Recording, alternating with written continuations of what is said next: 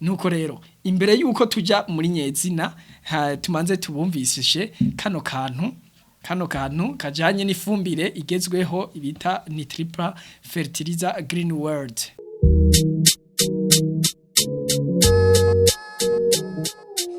Aungano wanje kazanira kavinyo nje ugora beza ngaho musi yizo candabivamwo kavinyo none niki ko nari namaze kugorora gahogo ifumbire yitwa fertilizer green world ikozwe mu mazi sivise kanovera ico ndagukundira unzanira bishasha ariko mbwira kabijya kayo warasizwe ahubwo ikoresheje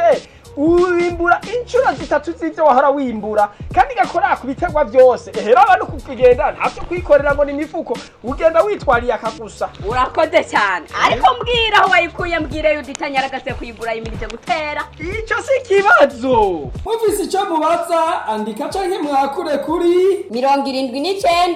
198 amajana 292 canke 62 amajana 320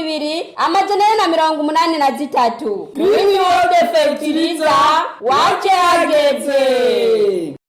Munumvise rero yuko ifumbire kugira ngo tuze turabamenyesha ibigezweho ni ifumbire muhabwa nishira hamwe Green World ifumbire iri kirateza imbere ibihugu bitandukanye na hanyu rero nk'abantu mushaka kugwiza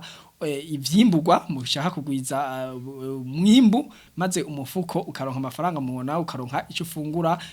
murumva ko mushobora kwegera aho bagurishiriza iyo fumbire kugira ngo babatunganirize nako akamu kandi rice dutera n'abandi bifuza yuko kumenyekanisha ivyabo muri kino kiganiro canke kuri RTBB ko bahawe ikaze bagashobora kwakura kuri 79 amajana 258 amajana 684 kugira ngo dushobore kubakira neza.